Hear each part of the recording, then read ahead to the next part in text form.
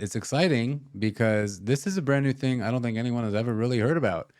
Using Nostr, notes, notes and other stuff transmitted Transmitted by by relay, relays. Yeah, exactly. and using that for more sovereign, privacy-focused healthcare identity. Yeah. So this is finally like all that stuff we heard about, like, oh, we can use the blockchain for insurance and this and that, this and that. You heard about that and the hype, but like we haven't seen a lot of it so much. And this obviously isn't blockchain, but it's in the decentralized technology space. So here we are, and you're actually going to start implementing this in El Salvador.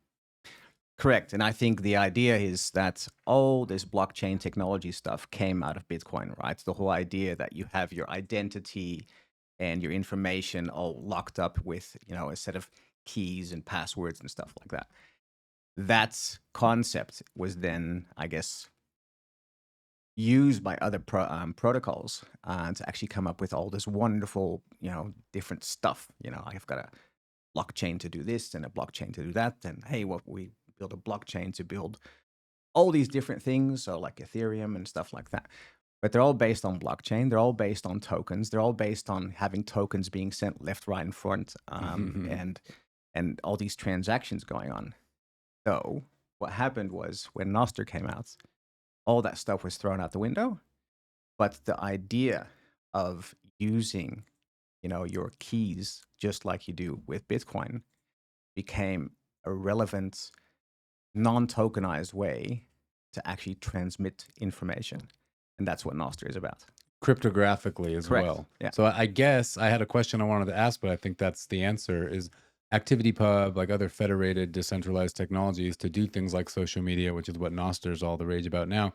I think it was lacking that cryptographic aspect. Correct. Because I mean, with the whole Nostr cryptographic aspect, what you can do is you can actually lock up your identity. I owned my information. I own my identity, which is exactly the same thing with, as I said, Bitcoin.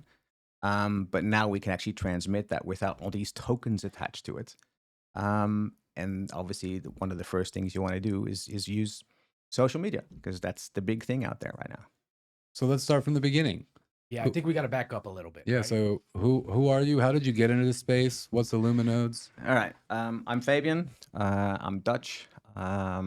Moved to Australia about 26, 27 years ago, and was in the, I guess, IT world, the existing IT world, to the cloud-based IT world. I actually saw the transition from, having in-house servers and stuff like that with companies where they actually manage everything themselves, to going into the cloud where everything needs to be cloud-based. And, IT managers were in the beginning like, I need to control my own little server environment because this belongs to me and my company. And slowly but surely saw that transition go into the cloud, and obviously saw how that's evolved into more and more centralized type organizations, managing data. I mean, if you really think about it, you've got the big Microsofts out there, you've got the big Googles out there, Amazons out there. A lot of them are running on Oracle databases, and it's all centralized, all owned by just a few organizations. So they actually own and manage and control your data. That in itself is okay. The only thing is, we're getting to this point where it's becoming a bit dangerous, because that single point of failure concept, I don't know if you ever heard of that, is live. It's real. And we see that every day. So Can you go into that a little bit more? The single point of failure concept? So single point of failure, meaning that if I have my information or my identities, or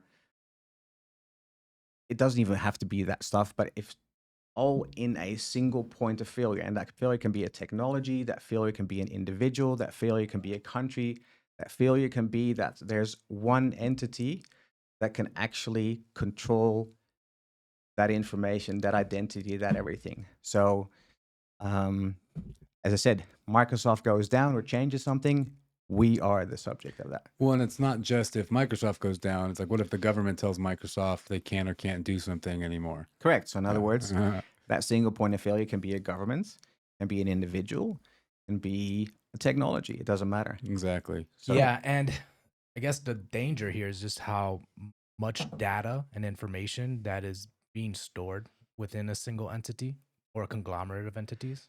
So I've been thinking about this hard, obviously, and I think what's happened is in our world, in our lives right now, we basically have two identities. We've got ourselves, our physical identity.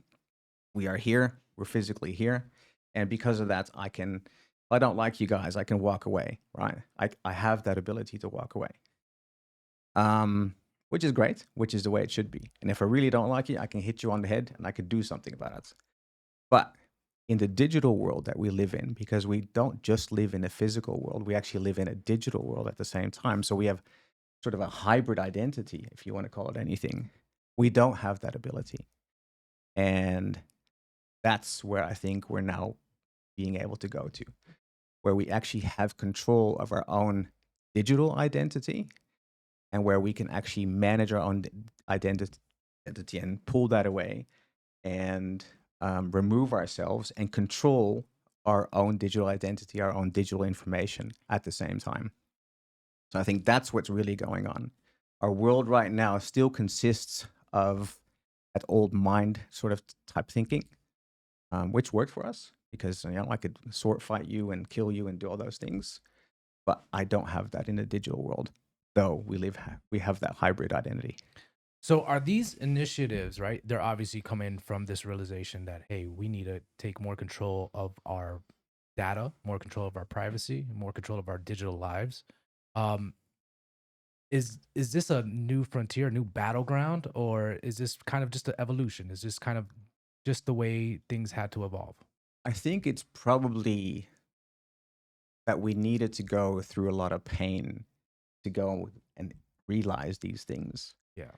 If we build things in our lives, we build them on what we know and what we understand. And as you evolve further, then you say, okay, well, in this digital world, you can't apply the same type of thinking, right, that we used to be part of. So I think this is something that we learn.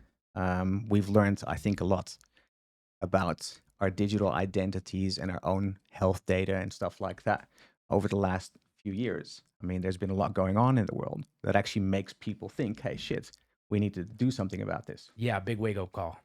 Exactly. And I think our salute protocol idea is actually relevant now. 5 years ago, it would not work because people actually didn't think of these things, didn't realize these things. Didn't get it yet. Didn't get it yet. And they needed to go through the pain before they can actually say, wow, okay, maybe we do need to have stuff like this.